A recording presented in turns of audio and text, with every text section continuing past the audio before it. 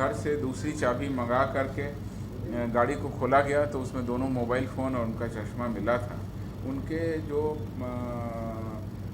पत्नी डॉक्टर सलोनी थी, उनके द्वारा आवेदन के आधार पर पत्रकार नगर में कांड दर्ज कर लिया गया, जिसका नंबर 185/23 है। इसमें पुलिस कई कोणों से जांच कर रही है। सीसीटीवी देखा गया है तो सीसीटीवी में वो पटना के गांधी सेतु पर उतरकर जाते हुए देखे जा रहे हैं। उन्हें ढूंढने के लिए कि कोई हादसा हुआ हो तो गंगा में गोताखोरों की टीम लगाई गई है, एसडीआरएफ की टीम लगाई गई है, कई तरीके से उसकी भी छानबीन की गई है। उसके अलावा उनके व्हाट्सएप का डिटेल, उनके फ़ोन का डिटेल, पिछले 1 महीने से वो कहाँ कहाँ गए थे, वो सारी चीज़ें पुलिस अनुसंधान के क्रम में ढूंढ रही है। और कहाँ कहाँ उन्होंने किस तरह से नेट का यूज़ किया, वो सारी चीज़ों से क्लू निकालने की कोशिश कर रही है। अलग अलग टीमें अलग अलग बिंदुओं पर इसमें कार्रवाई कर रही है। बहुत सारे तकनीकी अनुसंधान हैं, तो वो पूरा होंगे तो कुछ क्लू मिलेगा, तो हम लोग उस दिशा में आगे बढ़ेंगे। आपको निश्चित रूप से इस पूरे मामले में अवगत भी करेंगे। सर, छपरा में पिटाई होती है, क्या है मामला? देखिए, छपरा जिले की जो आप घटना कह रहे हैं रसूलपुर थाना की, तो रसूलपुर थाना में घटना हुई है। उसमें नसीम कुरैशी नाम के व्यक्ति को लाठी डंडा से मारपीट कर दिया गया। मोटरसाइकिल से जा रहे थे, जो पता चला है उनका भतीजा भी था। उसकी थाना को सूचना मिली, थाना वहाँ पर पहुँचा तो सब लोग भाग गए। उसके बाद इलाज के लिए उनको कहा गया कि आप अस्पताल में जाइए, लिख करके दीजिए क्या मारपीट हुई, कैसे हुई, क्या हुई। तो उन्होंने बोला हम इलाज करा लेंगे, कोई ख़ास इसमें हमको चोट नहीं लगी है, बट ऐसा लगता है कि उनको अंदरूनी चोट लगी थी। इलाज के बाद में उनको पीएमसीएच ले जाया गया, जहाँ पर इलाज के क्रम में उनकी मृत्यु हो गई।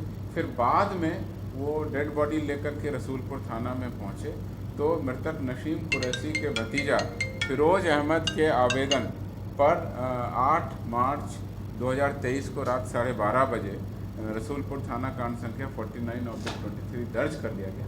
ये जो घटना हुई थी वो दिन में हुई थी, करीब 10-12 घंटे के बाद उनकी मृत्यु हुई और फिर बाद में डिटेल एफआईआर हुई। इसमें 5 नामजद व्यक्तियों पर एफआईआर हुई है, जिसमें 3 को पुलिस ने गिरफ्तार करके जेल भेज दिया गया। एक वहाँ पर जो है सुशील सिंह सरपंच बताया जा रहा है। बाकी लोगों पर हम कार्रवाई कर रहे हैं जैसा आपको बताया, और शीघ्र ही हम इसमें आरोप पर समर्पित करेंगे। ऐसी कोई बात अभी तक प्रकाश में नहीं आई है। प्राथमिकी में उन्होंने ये कहा है कि हम पर मांस बेचने का आरोप लगा रहे हैं, लेकिन वो ले जा रहे थे, नहीं ले जा रहे थे, ऐसा कोई सबूत या ऐसा कोई साक्ष्य या प्राथमिकी में भी ऐसी कोई बात नहीं की गई। तो कुल मिलाकर के इस मामले में 5 नामजद में से 3 नामजद को पुलिस ने तत्काल छापामारी कर गिरफ्तार कर जेल में। स्थिति अभी शांतिपूर्ण। देखिए, मैं समझ गया। उस समय भी आप लोगों ने कुछ इस तरह की बात कही थी। आप लोगों से अनुरोध है कि इस मामले की जांच कर रहे हैं रेंज आईजी पटना, आप उनको वीडियो उपलब्ध करा दें अथवा मुझे उपलब्ध करा दें, मैं उनको भेज दूंगा। उनके स्तर से एक जांच की कार्रवाई की जा रही है, और उसके बाद में जो भी मामले में दोषी या जो भी परिस्थिति में क्या कार्रवाई की गई उसकी पूरी समीक्षा की जाएगी और तदनुसार हम लोग कार्रवाई करेंगे। सर, एक चीनी नागरिक की गिरफ्तारी हुई है पटना से। जो रेल थाना पटना जंक्शन पर 6 मार्च सुमन सौरभ नाम के करीब 38 साल के व्यक्ति जो ओप्पो कंपनी में काम करते थे, उनके अपहरण हो जाने की घटनाएं सोशल मीडिया पर आना शुरू हो गई। उनके द्वारा अपनी पत्नी को 4 मार्च को 9:30 बजे करीब सूचना दी, वीडियो कॉलिंग की, और उन्होंने बताया कि वो ट्रेन से वापस लौट रहे हैं। लेकिन जब वो ट्रेन से घर नहीं पहुंचे तो घर वाले उनके शंकित हुए और उनके द्वारा एफआईआर दर्ज करा दी। इस एफआईआर की सूचना नेचुरली कई लोगों को हुई, सोशल मीडिया पर हुई, लेकिन उसको तुरंत उनका अपहरण, फिरौती की मांग, इन सब से जोड़ा जाने लगा, जबकि पुलिस प्रारंभिक अनुसंधान के स्तर पर ही थी। तो मैं आपसे भी अनुरोध करूंगा कि इस पूरे प्रकरण को पहले समझ लें और फिर ये समझें कि आपने किस तरीके से जल्दबाजी में किसी भी घटनाक्रम को जोड़कर न्यूज़ बना देना बहुत आसान है, लेकिन न्यूज़ को सही परिप्रेक्ष्य में वापस लाना एक दिक्कत का काम होता है।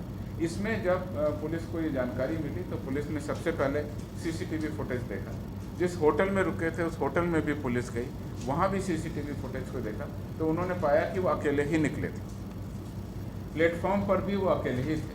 और प्लेटफॉर्म पर किसी भी व्यक्ति के द्वारा, कई लोग रहते हैं प्लेटफॉर्म पर, सरकारी, गैर सरकारी और प्लेटफॉर्म पर दुकानदार लोग रहते हैं, उन सबसे पूछा गया कि कहीं पर कोई किसी को ज़बरदस्ती ले जा रहा था, खींच कर ले जा रहा था, बलपूर्वक ले जा रहा था, ऐसी कोई घटना किसी ने भी कोई भी जानकारी होने की सूचना नहीं। तो पुलिस को पहले से ही लग रहा था कि घटना में कुछ न कुछ और तथ्य सामने आएंगे।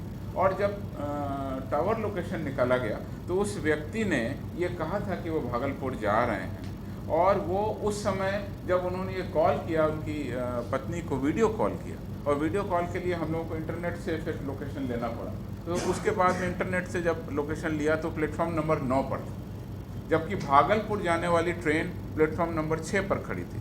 इससे और शक हुआ कि ये भागलपुर जाने की बात इन्होंने जानबूझकर अपने घर में गलत बताई होगी।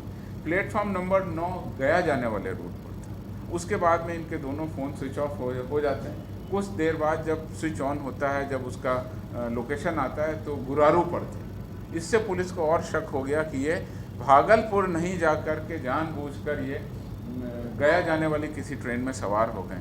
अब आप उनके पीछे पुलिस, और चूंकि ट्रेन आगे निकल गई थी तो पुलिस की टीम बाई रोड गई और बाई व्हीकल गई। तो एक जिसे कह सकते हैं एक चेज़ हुआ ट्रेन और पुलिस की गाड़ी के बीच में। लगातार हम लोग लोकेशन ले रहे थे।